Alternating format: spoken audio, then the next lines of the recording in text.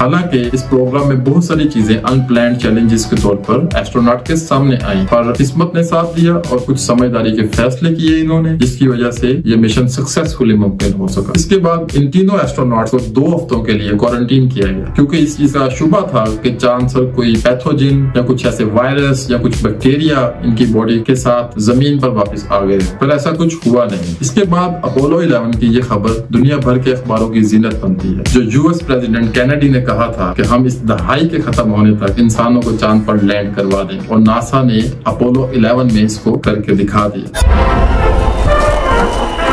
In 1969, the public had little reason to question mankind's historic first step on the moon. After all, the achievement was a celebration of technological supremacy.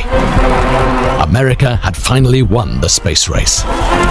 लेकिन कितने ही chance की बात है कि 1970 में ये decade खत्म हो जाता और 1 साल पहले अमेरिका 1969 में मून तक पहुंच गया। कहीं ऐसा तो नहीं कि कोल्ड वॉर में अपना एडवांटेज दिखाने के लिए अमेरिका ने ये एक मून लैंडिंग का ऑपरेशन लॉन्च किया, कहीं एक्चुअल में उनका मिशन फेल हो गया हो और ये जो दिखाया जा रहा था ये कोई बैकअप प्लान हो। This is one of the example among those conspiracy theories जो चांद पे फेक लैंडिंग के बारे में बनाई जाती रही हैं। लेकिन सच्चाई यही है दोस्तों कि ये सब कॉन्स्पिरेसी थ्योरीज कई बार डिबंक की जा चुकी हैं। अगर अमेरिका की तरफ से ये एक फर्जी अटेम्प्ट होता तो सोवियत इसको कभी एग्री ना करता। 1970 एंड 1979 के बीच में एक ग्रेट सोवियत इंसाइक्लोपीडिया पब्लिश हुआ। उसके 3rd एडिशन में पहली बार इस मून लैंडिंग को एक फैक्चुअल चीज बताया गया। स्पेस एज का ये 3rd हिस्टोरिक इवेंट था जो अपोलो लैंडिंग की शक्ल में इंसान का पहला कदम चांद पे था, और इसे सोवियत आर्टिकल्स में एक्सेप्ट किया गया। फर्स्ट इवेंट जैसे कि मैंने आपको बताया स्पुतनिक की लॉन्च थी 1957। 1961 में यूरी गगारिन की फ्लाइट दूसरा इवेंट था, और ये मून लैंडिंग 3rd इवेंट 1969 20 जुलाई। और सोवियत यूनियन ने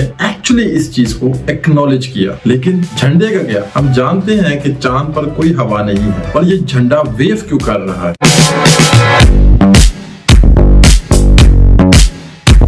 पर गौर करें, आपको झंडा सिर्फ तब लहराता नजर आ रहा है जिस दौरान एस्ट्रोनॉट इसको इम्प्लांट कर रहे थे, और एस्ट्रोनॉट के जो सूट्स हैं वो भी आप देखेंगे काफी ब्राइट होना शुरू हो गए। एक और थ्योरी में कहा गया कि यहाँ पे मल्टी शैडो रेंज देखने को मिल रहा है। और थ्योरी में क्वेश्चन रेज किया गया कि जो बस ऑल्ड्रिन की फोटो जो नील आर्मस्ट्रॉन्ग ने ली थी उसमें नील आर्मस्ट्रॉन्ग के हाथ में कैमरा नहीं है। दिसंबर 2017 में डोनाल्ड ट्रंप ने दोबारा एक अनाउंसमेंट किया, नासा का बजट बढ़ाएंगे और एस्ट्रोनॉट को दोबारा से चांद पर भेजा जाएगा।